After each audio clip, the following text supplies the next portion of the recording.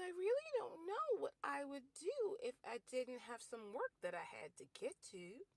Then Hello, hello, hello. This is Shirley Crawford, the owner of Second Chance Consulting and the executive director of the Women's Business Center, RVA, located at 1510 Willon Drive, directly across the street from the Kroger at Willon, coming to you with another episode of Work Hardaholics. For those of you who's your first time here, well, welcome. Glad you could join our tribe. Glad you could come in for a visit. And you might be wondering, what exactly is a workaholic? Well, let me tell you, because I made the term up. But it describes very well exactly what it is. A workaholic is someone who is always doing something. We don't rest on our laurels. We're not sitting back waiting for the world to come to us. We take it to the world. But here's the thing. When you're that productive, and we're more productive than the average bear, sometimes we forget about keeping things in balance. So we come together for just a few minutes every week. This is episode 40. We've been together for 40 weeks. 40. It's amazing. Yeah. So we come together to learn some tools, some techniques, ways to be more productive, introduce a new word into our vocabulary, or remind ourselves of words that we, forgot about. And then we also make sure that we are keeping our lives, our existences in balance. So are you ready? Let's keep it moving. All right, we start each week with our word for the week. Sapiophiles, all that good stuff, bibliophiles, the whole nine. Love words. Love words. And here's the thing.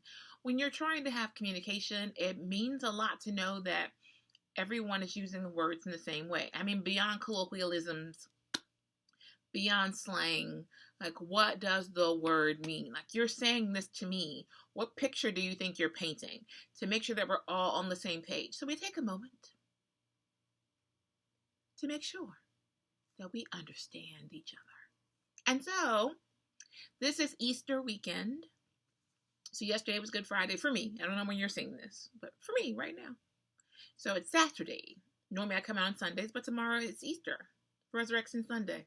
I will not be here doing this. So I'm doing it today. All right. So with that in mind, it makes me think about resurrection, revival, and that took me to the word Renascence. All right. And so it probably sounds familiar. It sounds like Renaissance. And some people will actually interchange the words, although they kind of have a slightly different meaning. They are in the same family, right? So Renascence, make sure I say it correctly. Renascence, yeah. Re always means to do over. Nasi, I don't know how they say it. It's Latin. It basically means to be born. So it's a rebirth. And so we talk about Renascence. I was going to say Renaissance, but it's not quite. It's Renascence.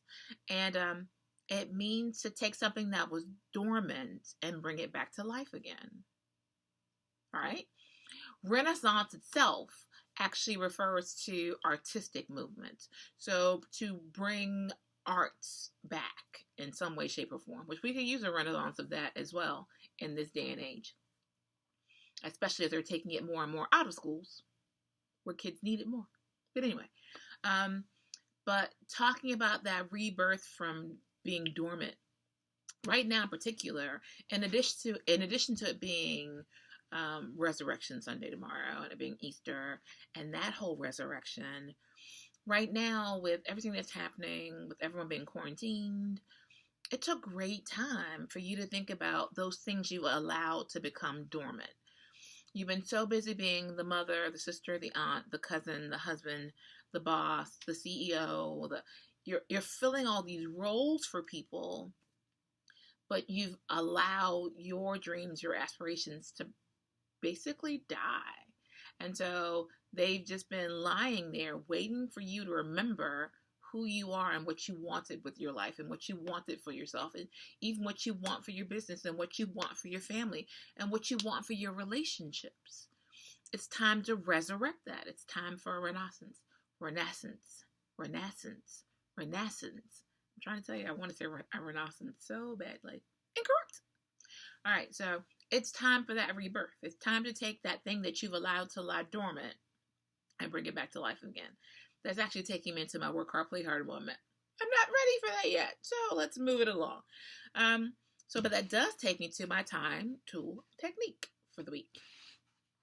And so with that in mind, knowing that it's time for you to have a rebirth, a resurrection, a renewal, a renaissance, then the tool I thought about for you may have access to already. There are a bunch of free versions. It's time for you to get some things in order. It's time for you to clean house, get rid of the dead weight, get rid of the things that are irrelevant to you, and start to make a plan. And so some apps, some softwares, and tools you can be using to do that are things like Trello, Trello, or Evernote, or Asana in particular, especially for team communications or working together with other people. So each one of those will help you with making lists, sharing tasks, sharing responsibilities, project management. Because you have this time, use it wisely. So even if all you do is say, I'm going to do this one thing before this whole pandemic is over. Okay, well, fine. What's the plan? Don't let it be a puny thing. Make it one of those things that you've allowed to go dormant in your life, that you allowed to that dream deferred, right? That might have made you a little bitter. So now we want you to be better. Okay? So go back and grab that thing and resurrect it. Have a little renaissance. All right. Gotta love the theme and the words all tied together. So those are some apps, some tools that'll help you figure out how to construct the vision. So with that in mind, that takes me into our book it moment. And it's not a book because I haven't written it yet. But because I was looking for it and I couldn't find it. So I'm going to write it. In the meantime, though, there is a lovely checklist. There's a lovely checklist of things that every small business owner should be looking at and going through. And I thought it was a great list. I wish I had found it earlier because it was written back in 2018. It's an article written by Forbes. And I'm going to put the link in, but it's a basic checklist for small business owners. And a lot of this stuff is a list of 35, if I remember correctly. A lot of the stuff is stuff I say, like when I'm first meeting with a new client, I sit down and go like, do you have this? Have you considered this? This is what should be next. And I'm like, I wish someone had given me this checklist earlier, but I give it to people all the time. So, but that's a great way. Because once again, we're looking at, you're going to take that thing that was dormant and have a renaissance and create that vision for your life today during this time period that you have. You're going to utilize Asana or Trello or Evernote or one of the other many abundance of options and construct your project, your whole project, and you're going to have the way to manage it, right? Even create timelines and assign tasks to others. So like one of mine, I'm trying to think of, should I tell you yet? I'll wait until the first one's out and then I'll tell you all about it. But it's coming soon. So I've had a project that I've been wanting to do, and now a person that I needed to work with is available because of this downtime. See what this downtime can do for you? So someone that I needed to work with is now available. So we actually start working on my project tomorrow. Adame. I'm very excited about that. Hasta mañana. Whoop, whoop. Very excited. That could be you. Doesn't have to just be me. That can be you. It can be you very easily. You just need to get some structure, revive the passion, have a renaissance, get it going, use the tools to line up the project and keep it moving. Okay, but truth be told, that actually does lead us to our work hard, play harder moment. Because here is the whole theme of everything that I've been talking with you about today. You've given a lot to other people. What are you going to get now?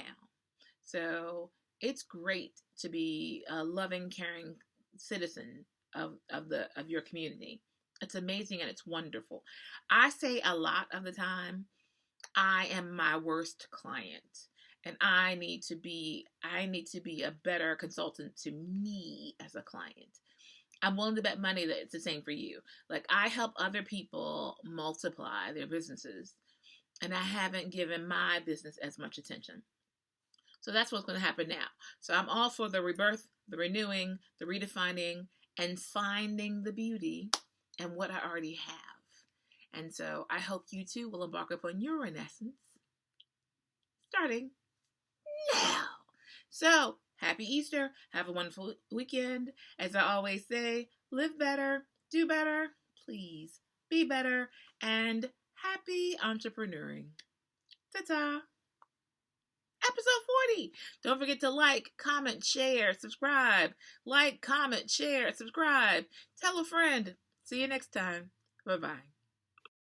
Because I really don't know what I would do if I didn't have some work that I had to get to.